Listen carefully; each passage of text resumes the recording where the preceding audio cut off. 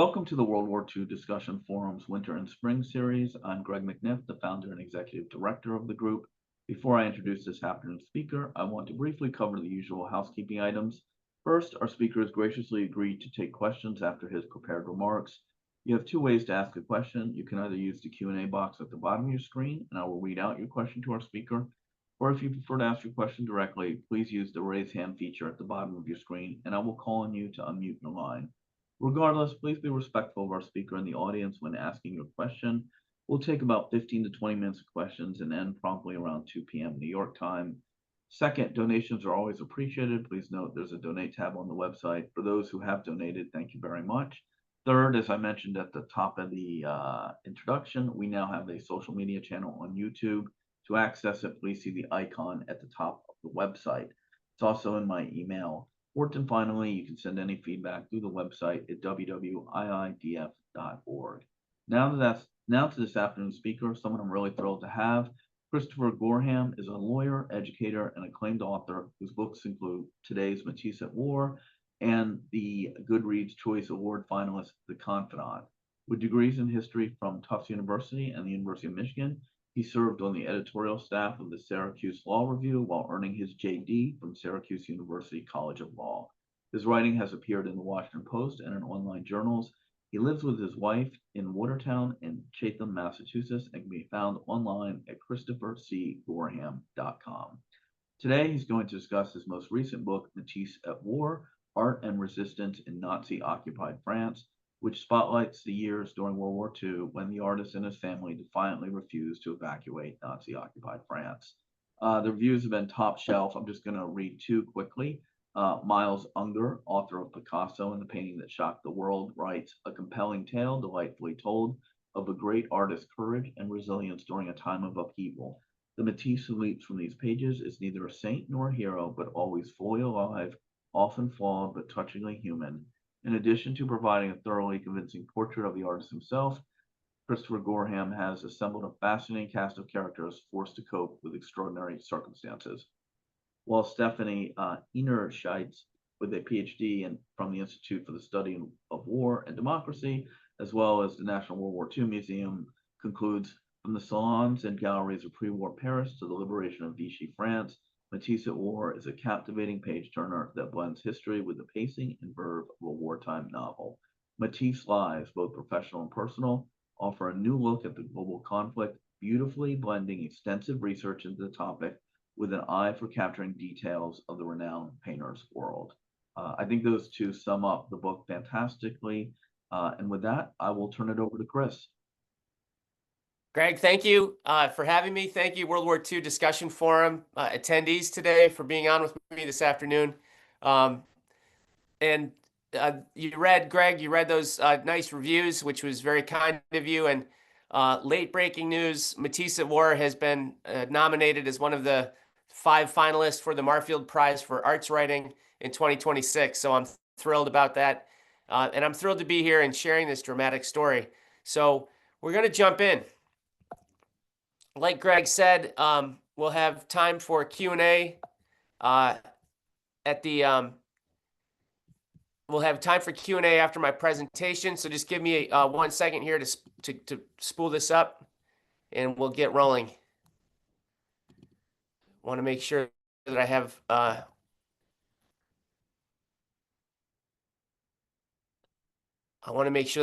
the presentation here so that we can see it. There we go. Everyone sees this. It's a map of northern France. You see that red arrow. Marc Chagall, the artist Marc Chagall, said of his hometown in Russia, he was born in Russia, Chagall said, my hometown had all the color of a potato. Now, Henri Matisse was born in beautiful France, but his hometown was potato colored. It was in the north. It was dreary. It was dark. It was damp, near the Belgian border, and it also had the misfortune of lying in the path of invasion.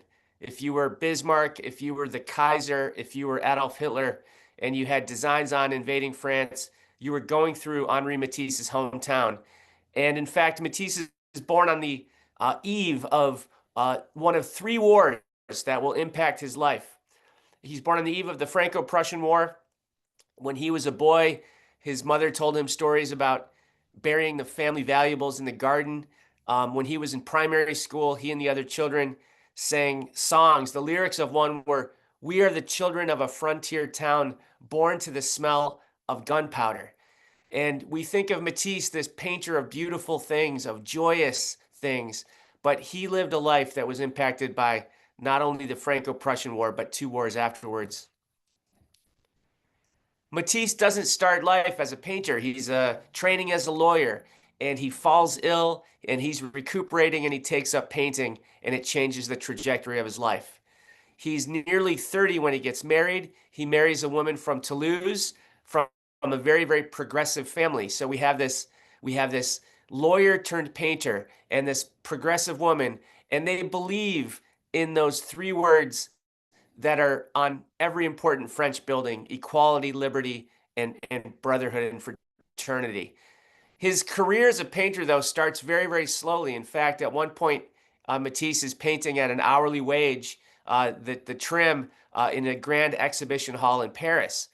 But in 1905, there's an explosion of fame. He presents his artwork at the Salon in Paris, and this artwork here, Woman with a Hat, makes him world famous. It's a painting of his wife, Amélie. She's wearing a hat, she's holding a fan. Her gaze is directly at the viewer, and it's the colors, too, that confounded critics and thrilled others. The colors look like they're straight from the tube. We have tomato red. Her forehead has a line of green. Her ear is a wafer of orange. And like I said, some critics, it confused them, but others saw a new way of French painting. This made Matisse the leader of a group called the Fauves, the wild beasts of French painting. And in an instant, Henri Matisse is famous. I should say before I go on that this was exhibited at the same exhibition hall where he had previously painted at an hourly wage. The Matisses had 3 children. Amélie and Henri had 3 children. That's Marguerite on the left. Now, she was the daughter of a previous relationship, but Amélie adopted her into the family and raised her as her own daughter. When she was a girl, she was the subject of so many Matisse paintings and sketches, very moving. Marguerite reading, Marguerite sleeping. When she was a teenager, she was a studio kid at the tip of the avant-garde, washing brushes, stretching canvases. And when she was a woman, she was a young woman, she became essentially the studio manager. She took over for her mother and managed her father's studio. And in this role was critical. She interfaced with the great collectors, the Stein family and the Cohn sisters of Baltimore. And it was Marguerite's mission to see that her father's artworks got placed in the prestigious museums and in the world famous collections. Her brother Pierre, up there with the violin, wanted an artistic career but found he was not quite good enough as a musician or a painter. And that was also the case with the eldest son, Jean, down there at the bottom. All 3 of the Matisse children really wanted to have an artistic career, but they found their surname as much a burden as it was a blessing. That said, Marguerite said we were a family of artists. The second war to intrude on the life of Matisse was the Great War, World War I. It breaks out in 1914, and Matisse is 44 years old. Now, because he started painting a little bit later, his cohorts, his painter friends, are a little bit younger, and they're serving in the trenches. And Matisse wants to join them, defending equality, liberty, and brotherhood, but he's too old. He makes an appeal to the French government. He gets a letter back from a minister who says, "I'm sorry, you can't serve in the army, but what you can do is continue to paint well." And that's what Matisse does. But his World War I paintings are very, very different than the Fauve era. The bright, vibrant colors are gone, and in their place are muted grays and moody blues. Take, for instance, this painting, The Piano Lesson. It's a painting of his son Pierre, the one with the violin. And here he's behind the piano.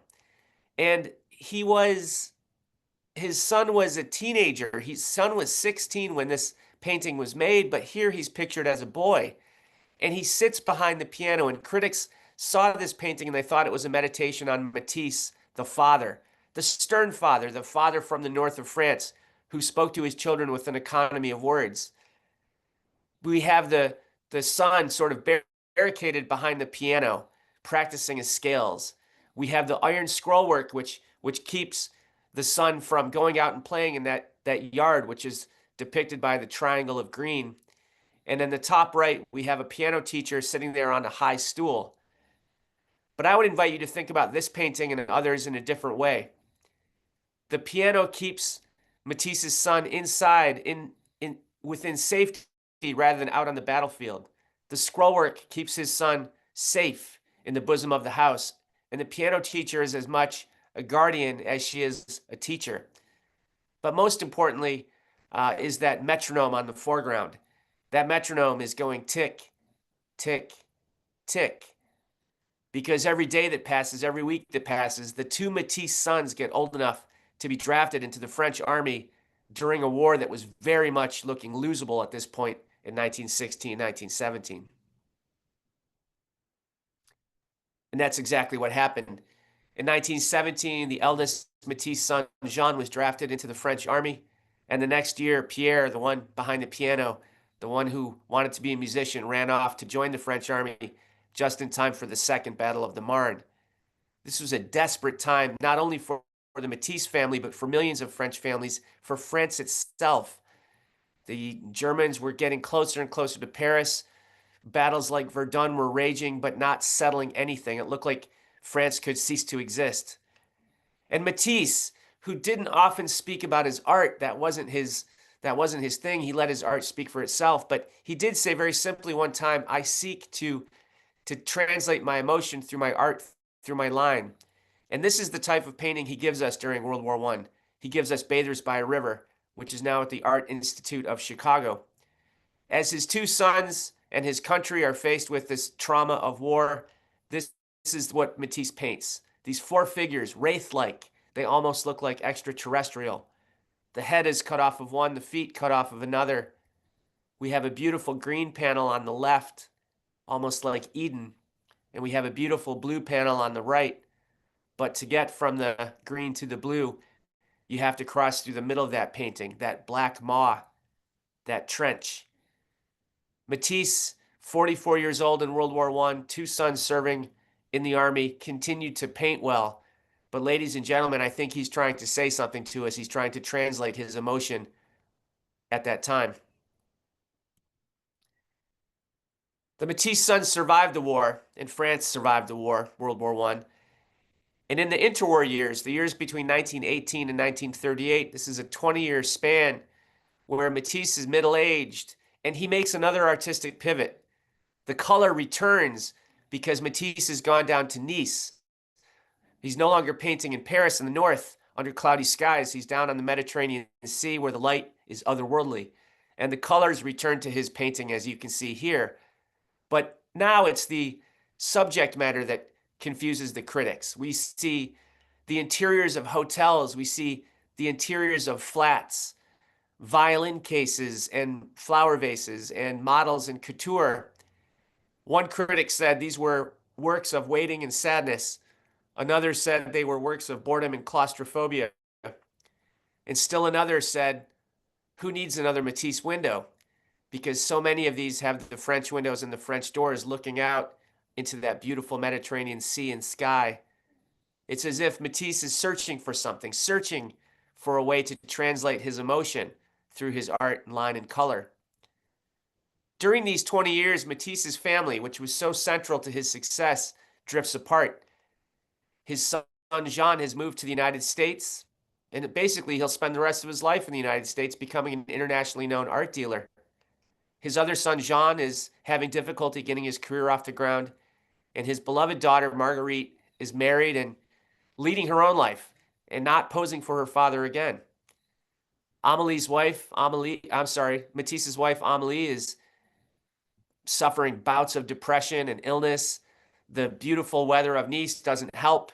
And so the family hires a helper, a woman named Lydia Delectorskaya, a young, beautiful Russian woman. And at first, Matisse is very nasty to her. He calls her the Russian help for my wife. But one day in 1935, as Lydia is wearing her blue striped work shirt, Matisse says, hold it right there.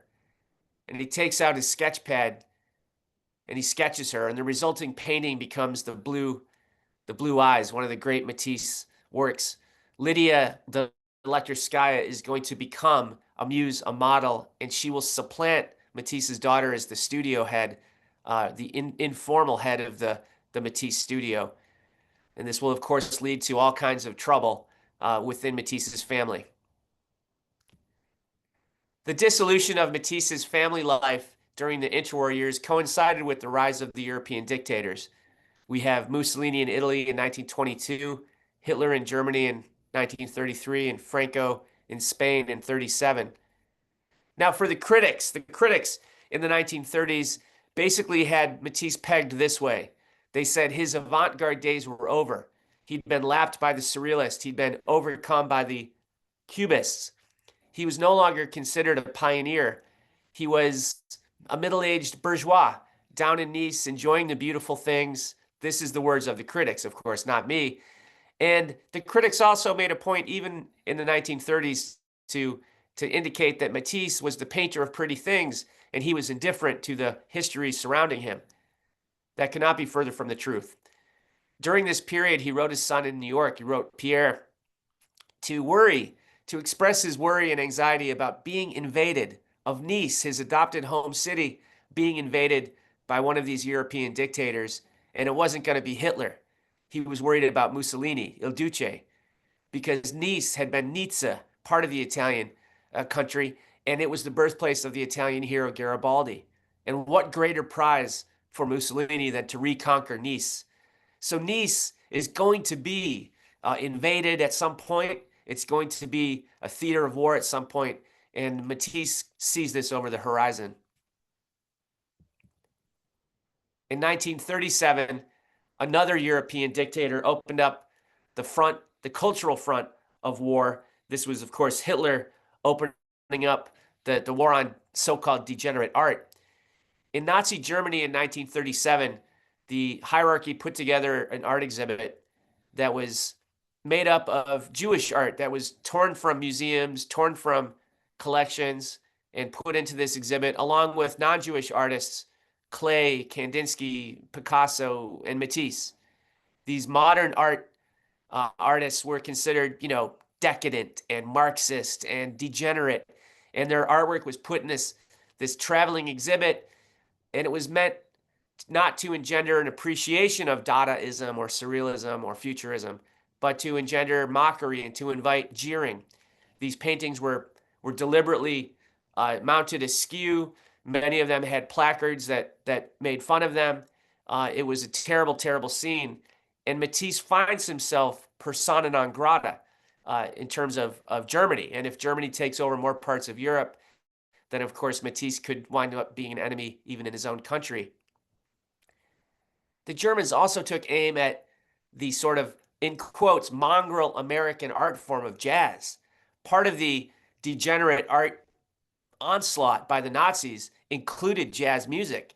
They saw it as this combination of, in their words, Black American and Marxist, and there was Jewish elements of it. It was improvisational. It was syncopated. It was an enemy to the Nazis. And so we have this war on art, this war on creation, and it's undergirded by a German word, Volksgemeinschaft, the idea of cultural, racial, ethnic, artistic purity, of oneness, of sameness, of blandness. The military war, of course, is going to start in September of 1939, and the summer before Hitler invades Poland, the summer of 1939, Matisse is invited to prepare a cover for this luxurious and well-known art and culture magazine in Paris called Verve. And he begins work on it. And this is what he's working on. The images are the fleur-de-lis, the ancient and enduring symbol of France.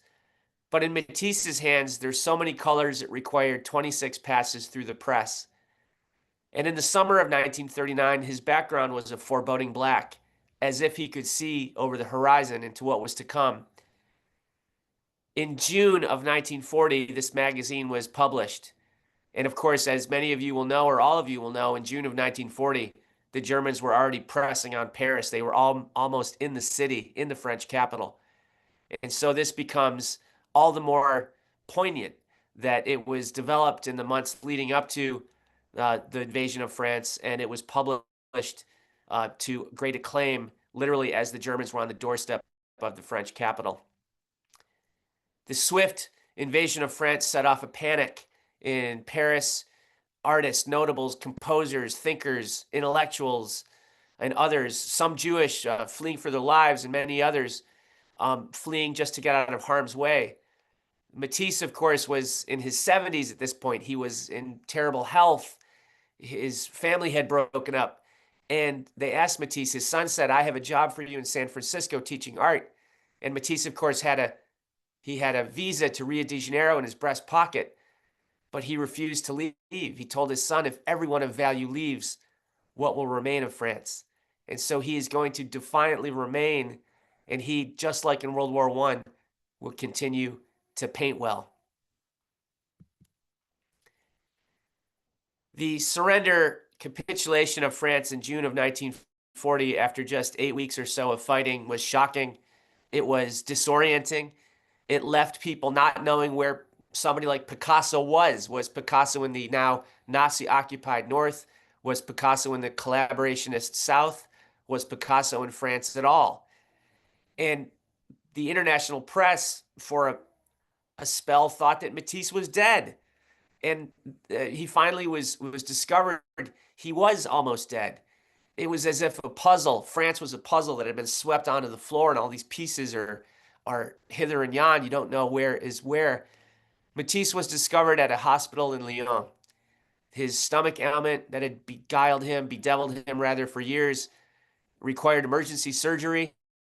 His daughter Marguerite went down to Nice and fetched him along with Lydia, and those two women did not get along.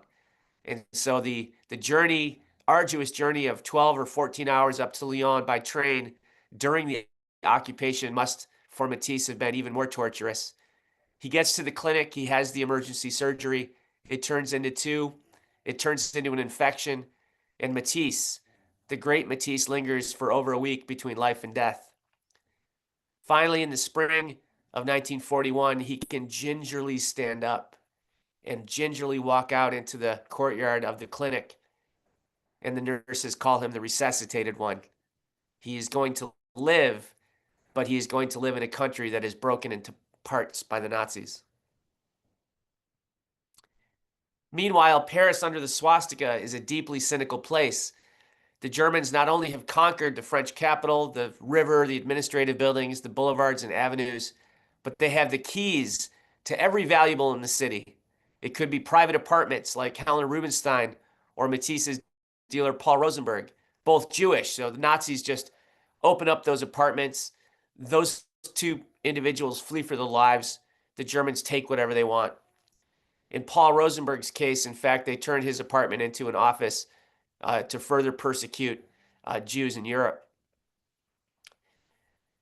In terms of the artworks that are held in bank vaults and collections throughout Paris, the Germans, again, have every ability to come in and steal those. And again, to answer the critics who would say that Matisse was indifferent, just painting pretty things, he knew exactly what was at stake.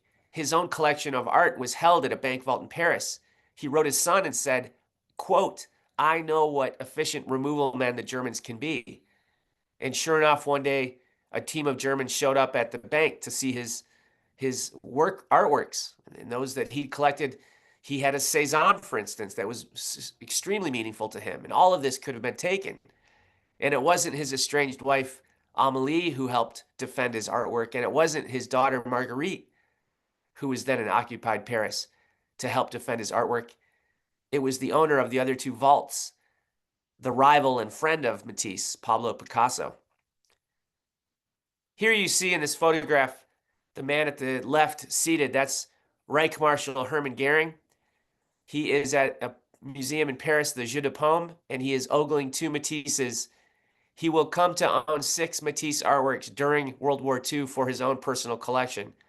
Apparently did not mean enough to him that Matisse was had a dealer who was Jewish, or collectors like the Steins and the Cohns who were Jewish. All that mattered to Goering is he liked these paintings and he wanted to steal them and have them in his own personal collection. Perhaps the most fascinating bit of research that I discovered was this friendship that blossomed the following spring, in the spring of 1942, between this man, Louis Aragon, and Matisse. Aragon, as you can see, is younger than Matisse. He was a surrealist poet. He was a veteran of that humiliated French army. He had been evacuated from Dunkirk. He makes his way back to France and joins the communist underground. The Gestapo takes note. They put him on a Gestapo hit list. And in fact, at one point, he's taken into custody, but because he was using an alias, he's mistakenly freed. And he uses that moment of freedom to go down to Nice to meet the great French artist who has defiantly remained in this country and who's defiantly creating amidst the desecration and destruction. Aragon wanted to write a book about Matisse. Aragon, who is known as the poet of the French Resistance, wants to write a book about Matisse someday. So he takes his sketchbook up to Matisse's apartment day after day, and he writes down his observations and bits of their conversation. And Matisse, who because of his emergency surgery can't really stand up anymore, Matisse, sitting down, takes his sketchbook and looks across the room and sketches Aragon day after day. And Aragon at one point gets fed up. You know, he was there to take the measure of Matisse, and Matisse is taking his measure. But nevertheless, the two men, the younger poet of the Resistance and the venerable old French artist, became great friends for their respective lifetimes. When Aragon finally got around to publishing his book on Matisse, it was 1972. And when he hearkened back to those dark days during the occupation, he had this to say about his friend. The time had come to be aware of the national reality of Matisse, because he was of France, because he was France. And it wasn't just the poet of the Resistance that saw Matisse as a beacon. It was the great photographer Henri Cartier-Bresson, who escaped from a French work camp, a German work camp rather, and went down to Nice to meet Matisse and to get to know him. And not only that, Picasso's companion during World War II, a woman named Françoise Gillot, she was in her 20s during the war. She herself was a painter. And she said, we had not only the poets of the Resistance like Eluard and Aragon, but we had Matisse. And she uses the word beacon. He was a beacon to us young people in France's darkest days. This is a photograph, in fact, by Cartier-Bresson. This is Matisse seated across from Lydia Delectorskaya. And it's during the war. It's 1943 when Matisse begins work on not only one of the most wonderful creations of his wartime output, but one of the signature pieces of his long career. And it's not a sculpture and it's not painting. It's a book, and it's a book made up of plates that are made up of cut paper. These large, thick sheets of canson paper colored to the bright and vibrant hues that Matisse wanted. And then he takes a set of shears and he cuts organic or jagged shapes and he creates these compositions. And you might wonder how Matisse could be so precise with the scissors. And it's because his potato-colored hometown in the north of France had been a textile hub. So Matisse, the boy, grew up with that. And he wields the scissors with the precision of the pencil and the paintbrush. And he comes up with these magnificent shapes and colors. And he's going to call this, his working title is Circus. And it is, again, it's deliberate. It's not an accident. Circus is the opposite of the German word Volksgemeinschaft. The circus is not homogeneous or plain or bland or the same. The circus is democratic. It's everybody. It's the most marginalized who find their homes under the circus tent. The sword swallower, the human cannonball, the Roma who make their lives under the circus tent.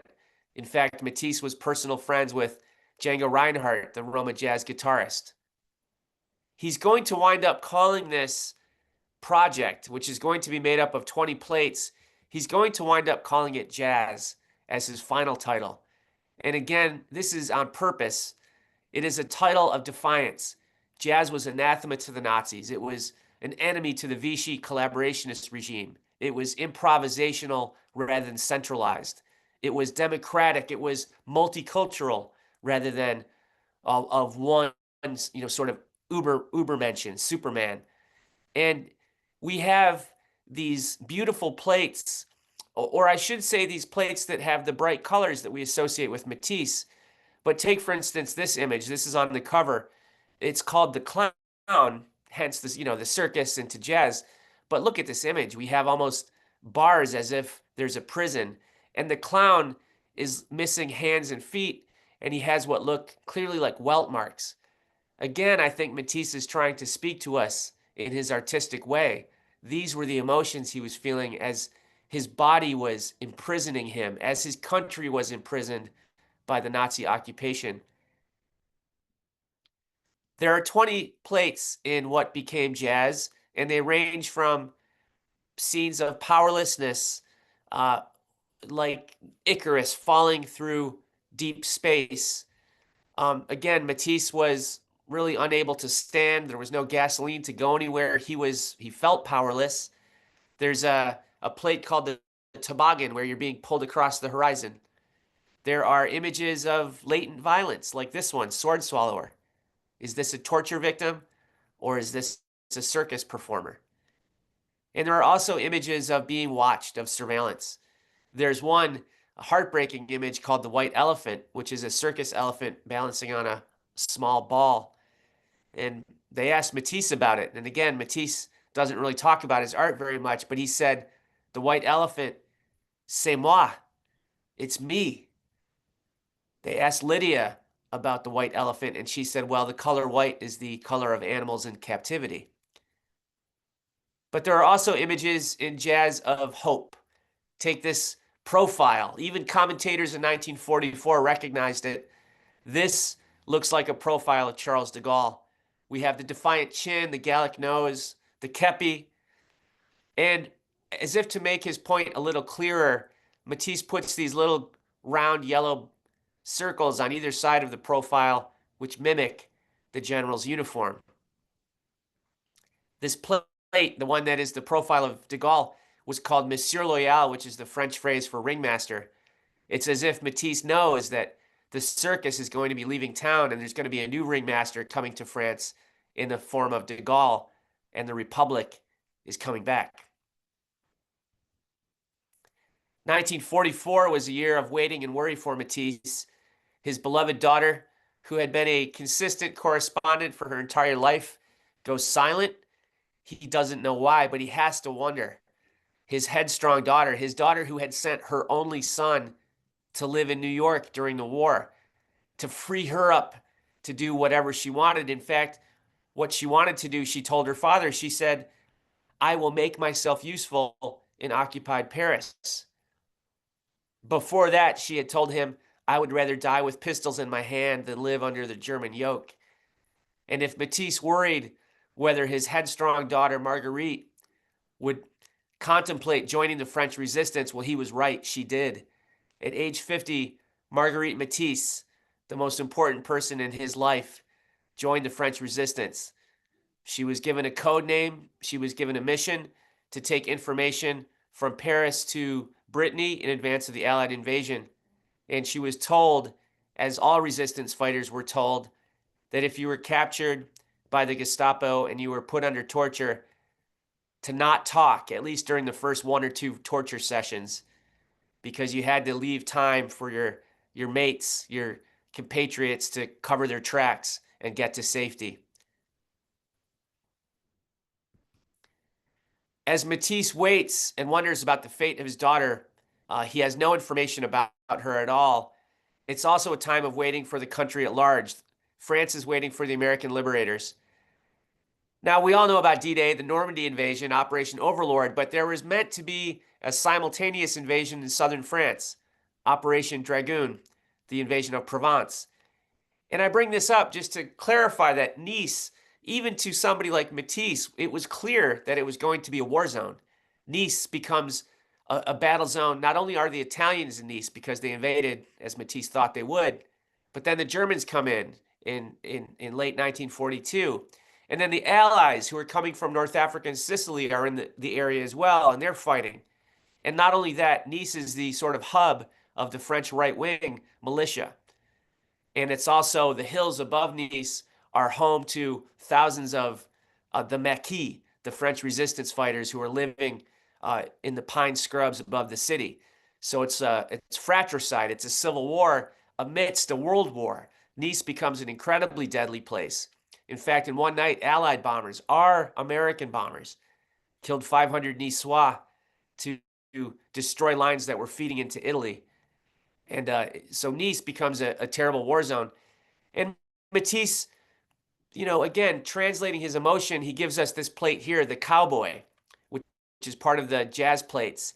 Matisse had been to the United States multiple times. He had a son who lived in New York who shared information about America with him. And Matisse, of course, appreciated the jazz music that American soldiers had brought during World War I. And he also appreciated the fact that they were on the verge of returning to his country to help safeguard liberty, equality, and fraternity in 1944. Yet he's still worried about the fate of his daughter. In May of 1944, he heard the news that he had dreaded.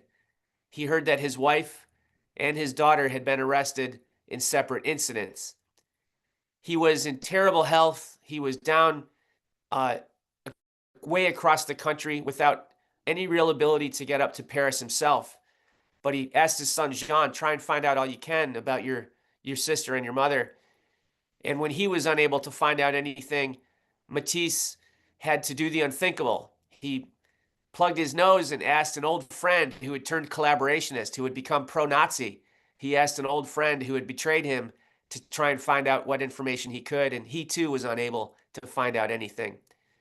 Finally, Matisse learned that his wife, Amélie, had been arrested for typing up instructions for the communist underground, and she had been sentenced to 3 months, which was then doubled to 6 months at a prison outside of Paris. But as for his daughter, he knew nothing. All he knew that she'd been arrested by the Gestapo, and that's where the trail went cold. He had no information whether she was alive, whether she was dead, what was going on with her at all. She had disappeared into a subworld. And he gives us this plate, this image that's called the wolf, that has the beautiful, vibrant Matisse coloring, fuchsia. It's got the orange stripe on the right, and that blue that he loved so much. But that central image, ladies and gentlemen, is one of distress. The central image, the wolf, is a violent image. Lydia called it the beast with the blood-stained eye. And the late curator, Riva Castleman in New York, said, well, the wolf, that was a stand-in for the Gestapo. When we think of Henri Matisse, the great modernist, we think of art that brings vibrant, evergreen color to us. And we think of someone who can make time stand still with his fluid lines and beautiful hues. But he's a man that lived and endured 3 occupations and 3 wars. Existential in the case of the First World War and the Second World War. And as this third war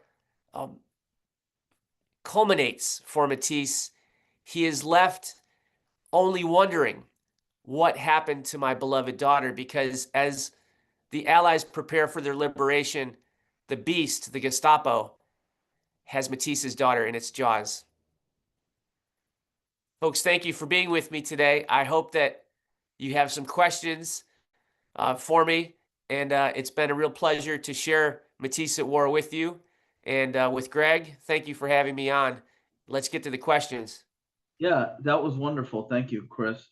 Just as a reminder, you can either put your question into the Q&A box at the bottom, and I see the queue's already full, so or you can use the raise hand feature, and I'll call on you to unmute your line. Mike, why don't you, I think you're first in the queue, so if you want to unmute your line and ask your question.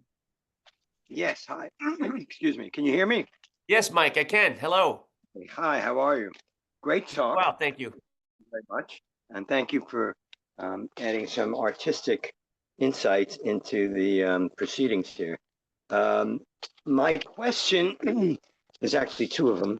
The first one is pretty simple, which is just to say, would it not be that the Germans, the Nazis, did not think of degenerate art as being degenerate for its in an artistic sense, but they called it degenerate because of its connections to Black or Jewish origins? Because in essence, Goering, for one, and probably many others, did try to get their hands on some of this degenerate art for their own keeping. So it seems to me that the reasons for calling it degenerate would have been racial rather than artistic. Or you're absolutely right that that there's a racial component to it. There's no question about that. You were sort of de facto persona non grata if you were Jewish modernist, Jewish modern artist. But there's evidence that they were making the Nazi art authorities or scholars were making judgments on the merits. And I'll give you an example. For some German artists, German modernists, there were some artworks that were placed, and I'm thinking about Klee, I'm thinking about Kandinsky. I think Klee is the good example here. There were some artworks of Klee that the German authorities admired, and there were other paintings of Klee that they made fun of, that they placed in the degenerate exhibit, and it was on the merits. And I think the same is with Matisse. The Matisse painting that was in the degenerate art exhibit in '37 was is more what's the word I would use? It's a very primitive artwork by Matisse, and of course that would rub the Germans the wrong way, and that would be an opportunity to mock that. But there were Matisses that were more elaborate, that were actually found their way in the collection of Goering. So I think you're absolutely right about the racial component, but I think they were actually making some determinations on the merits of artwork itself, at least in the case of Paul Klee and Matisse. Interesting. Thank you. The second question, though, has to do with Matisse himself. During the war,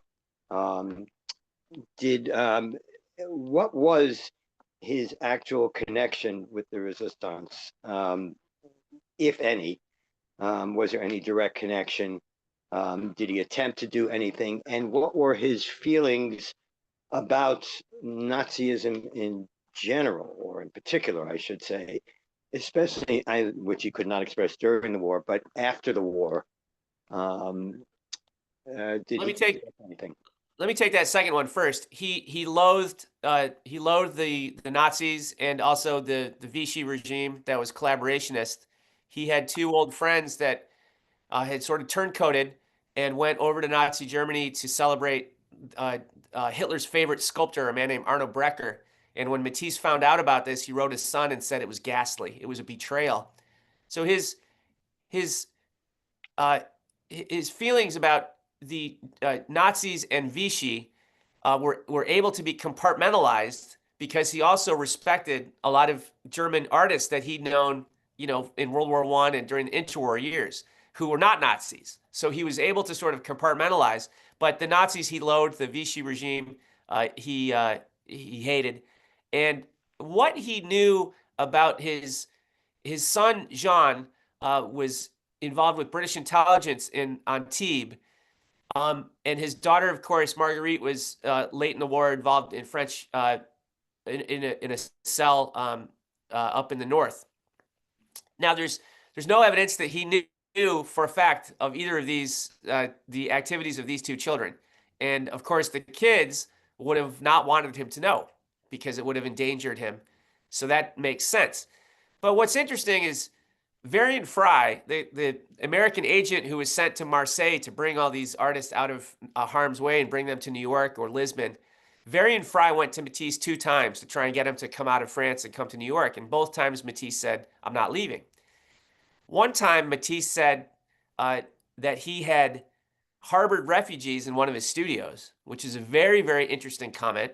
I was unable to corroborate that comment with another comment that was similar, but there's that one-off that Matisse told Varian Fry, which is very compelling and interesting. And Fry also asked him if he would be interested in sort of being part of the Emergency Rescue Committee branch in France during the war. And Matisse was very, very happy to participate in that. And of course, um, which was an indication that he was willing to risk what you could risk as a 70-plus man in ailing health way down in the South. But he didn't need to be a bomb thrower or a sloganeer to resist. What really he needed to do was what he did, which is to continue to create, to build the tricolor into so many of his wartime artworks, and to withstand the occupation and emerge on the other side a great hero, which is what exactly happened in 1945. Yet the Nazis never arrested him. They never did. And there's like, Mike, I can only speculate as to why they didn't. They bothered Picasso. They sometimes would bother Matisse by letting him know that they knew that his companion was Russian. But there could be PR, there could have been a PR reason why they didn't, haul them off. But of course, if you were Jewish, you were fleeing for your life. In the case of Chagall, for instance, Chagall and his wife had to flee Marseille for their lives. And that was not the case with Picasso or Matisse. That is absolutely right. Thank you very much. Mike, Good answer. thank you. Thanks, Mike. Brandon, if you want to unmute your line and ask your question. Yeah, thanks. Great presentation. Very interesting.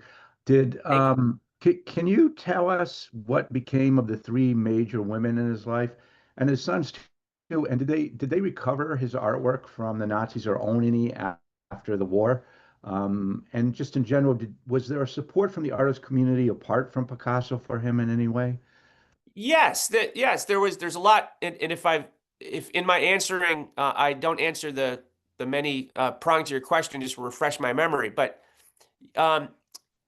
Picasso was on the same side, obviously, of this war as Matisse. They saw eye to eye. And Pierre Bernard would be another one. Bernard was an elderly artist who was down in the south of France along with Matisse. Charles Camon would be another. And there was an artistic community in France that was bonding together. I think the Bernard-Matisse relationship is very moving to me. Bernard's wife died, sort of prematurely during the war. He was in bad health.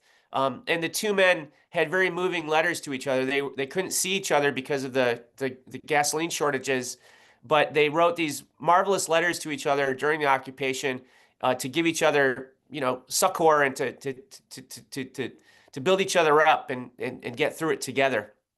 So there's that. The three women in Matisse's life, Amélie survived her imprisonment and lived the rest of her life. She outlived her husband, but lived the rest of her life, sort of estranged from Matisse, but was there at his funeral in 1954.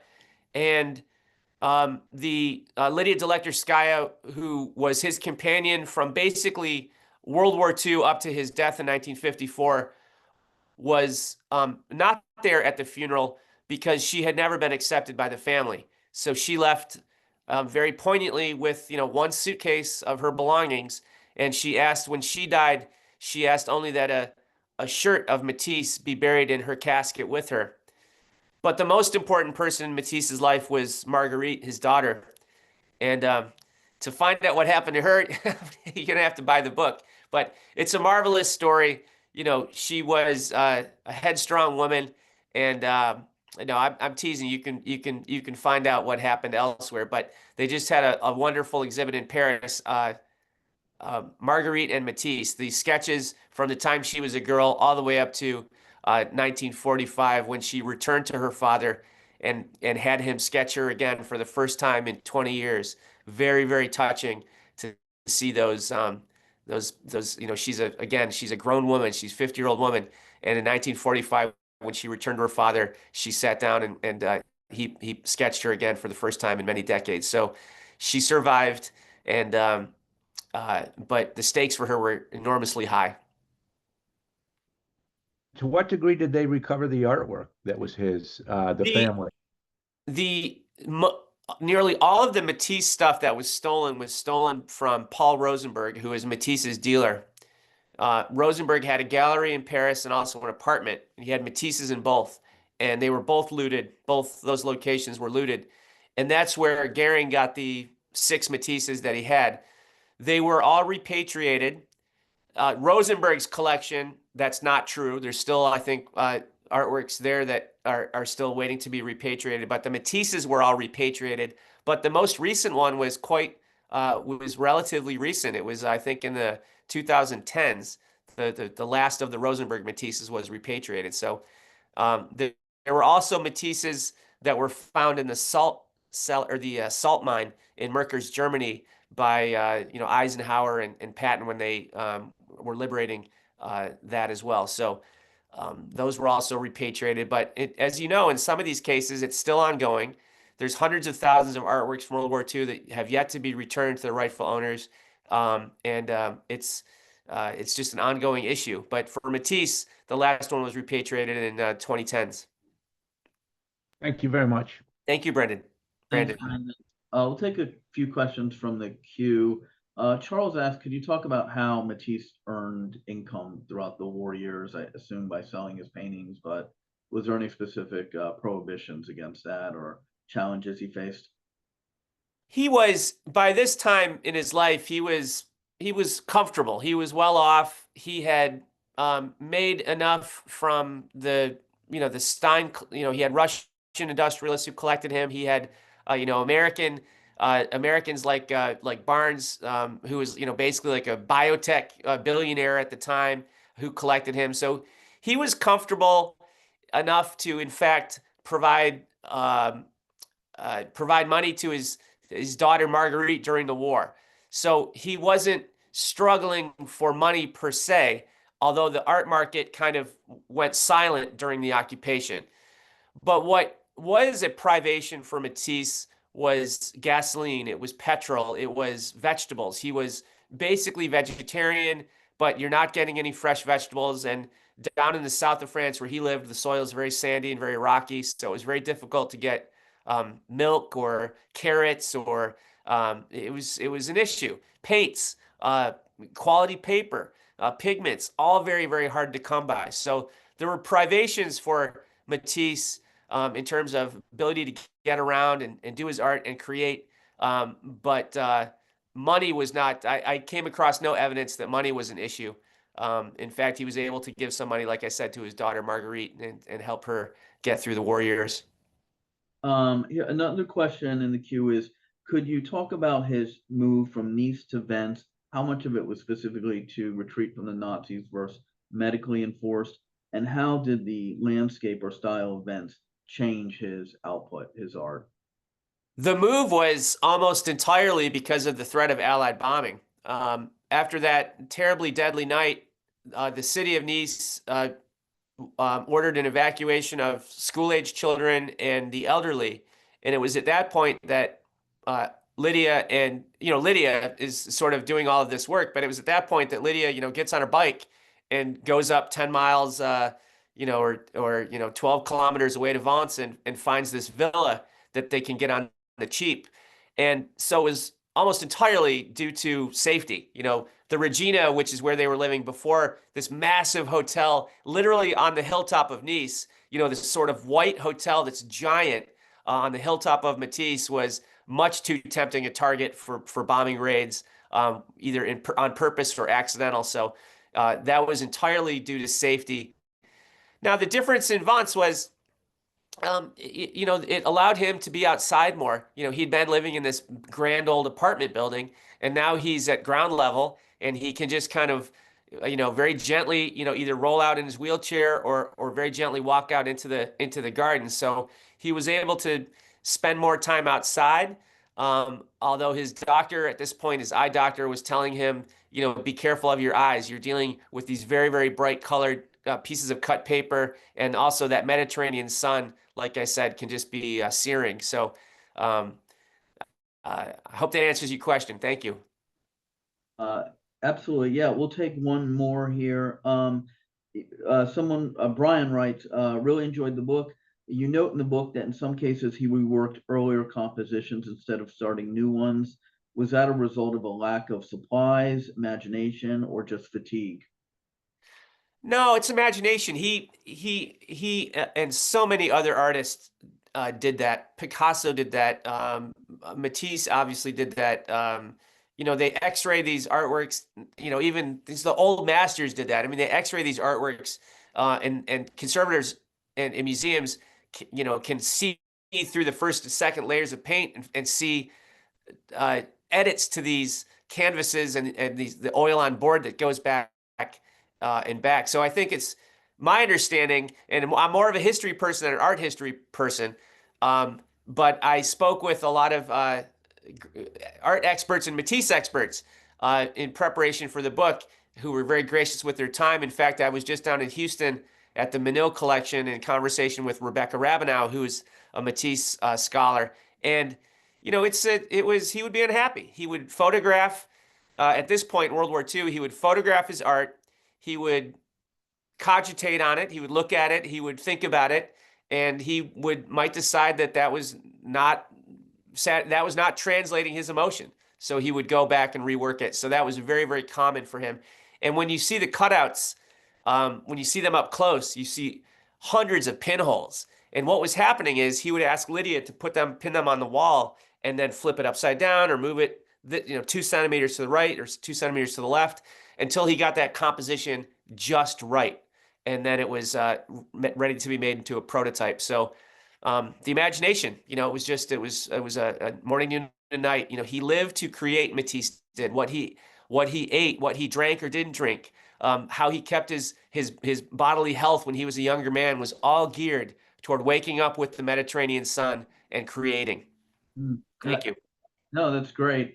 Great way to end our talk. I should say, Victor knows that there is a Matisse Invents the Stations of the Cross exhibit at the Baltimore Museum of Art starting in March, and it looks like they are including some material from the actual chapel in Vents.